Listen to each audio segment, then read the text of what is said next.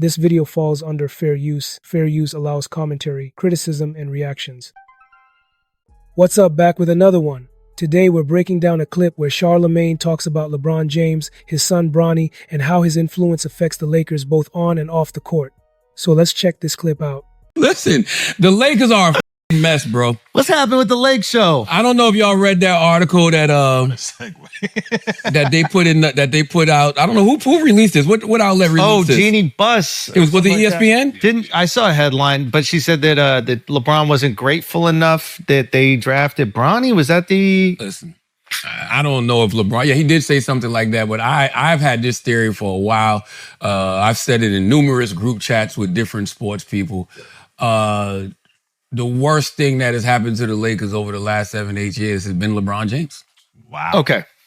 Wow. Let's have this discussion. I vehemently disagree. Oh, let's talk about it. Well, it depends what you mean by worse. Definitely in the last couple of years. Yes, you know, he bought them a championship, right, in the bubble. Great. I don't think the Lakers have ever had a problem putting butts in the stand, right? It's the Los Angeles Lakers. They've never had a problem selling merch. It's the mother Los Angeles Lakers. But in the last couple of years, let's think about the things that have happened. LeBron James got Bronny James drafted, right? Which is great. It's a great story as a father and everything else. But when you're talking about basketball business, it wasn't good for the business of basketball, especially for the Lakers organization, right? That's number one. Why, how can we confirm that? That if we're talking about basketball business. He hasn't produced. Basketball, you got to, if I do a draft pick, right, that person has to produce on the court. If Bronny James was any other player and not LeBron James' son, you would be saying that was a bust button. Yeah. Well, bust is not weird. Bust because it was a second round pick. It's a second round pick. It didn't pan out to be anything. So this is where we got to define the terms. When I hear you say business, I mean like financial reward. I'm hearing financial reward. There's also like the business of winning games. That's what I'm talking about. Okay, because those are different. Because the argument I would make for LeBron James is financial reward, probably yes. Like when you bring him to Cleveland, for example, like he was generating billions of dollars, literally, I'm not making that up, of revenue for the city of Cleveland. Now, you make a good point where the Lakers are going to sell out every single night no matter what. But they're... With LeBron, you can sell those tickets a little bit more. With LeBron, you're not only going to sell them a little bit more. LeBron brings other talent there, i.e., like a Luka. They haven't won though. No. That's why there's two things going on. I think the people who own the team, right?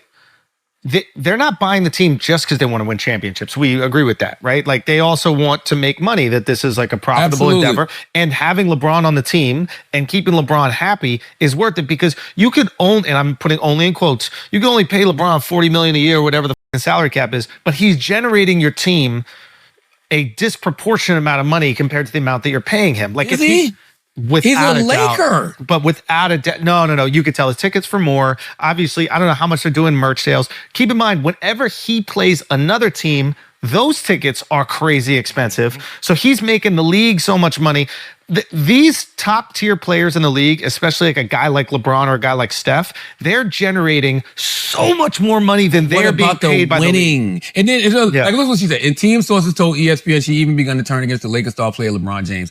Jeanie privately grumbled people close to the team say about what she felt was James' outsized ego and the overt control that he and Clutch Sports, which represents both James and Anthony, they do have that, exerted over the organization at times. She didn't like that James was considered a savior for a floundering franchise when he arrived in 2018, and that it was he who chose the Lakers rather than the team's leadership receiving praise for landing him. Team sources have been adamant for years that James Camp informed the Lakers as early as 2017 that he was coming to join them when he became a free agent the following year. The distance between Jeanie and James widened after the Lakers traded for Russell Westbrook in July 2021. People close to the team said the team had made the trade in an effort to appease James, but the acquisition backfired in catastrophic fashion. LA went 33-49 and missed the playoffs, and James seemed to wash his hands of his role in the trade. I didn't expect him to say that LeBron might actually hurt the Lakers' basketball success while still being a financial goldmine.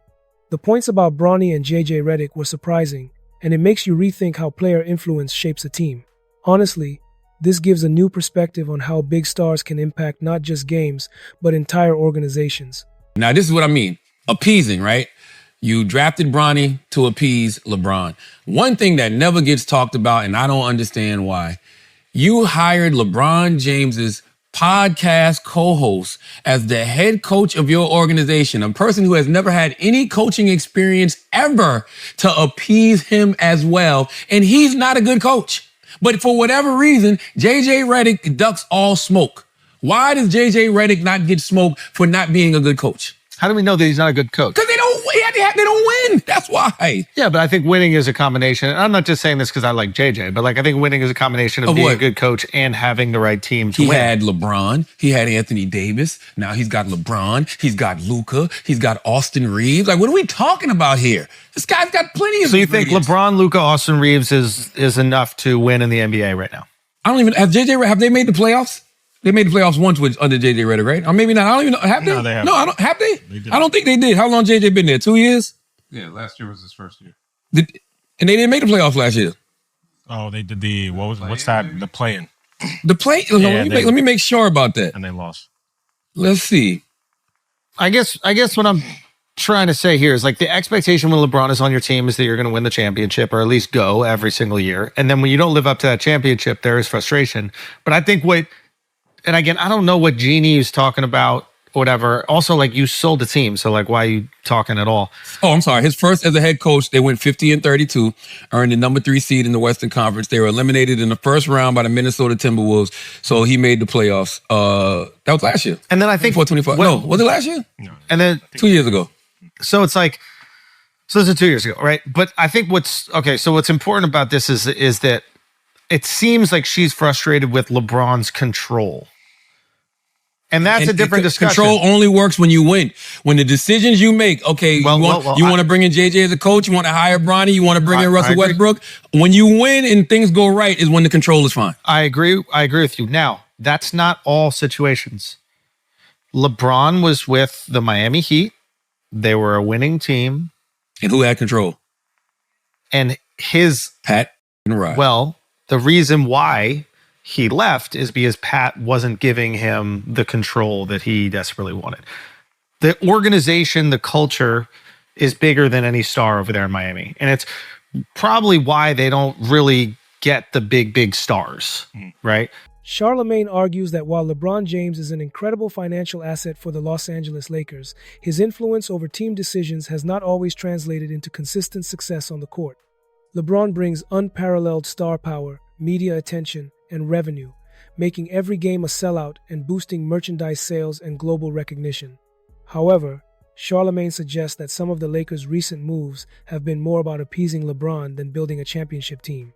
Drafting his son Bronny, who has yet to prove himself at a high level, and hiring JJ Redick, a first-time head coach with no prior experience, are cited as examples where personal connections may have influenced organizational decisions. Additionally, the Lakers made trades such as bringing in Russell Westbrook in ways that appeared designed to satisfy LeBron, but did not produce the expected results on the court. Charlamagne emphasizes that having a superstar's input can be beneficial when it results in winning, but it becomes problematic when it prioritizes individual preference over team strategy.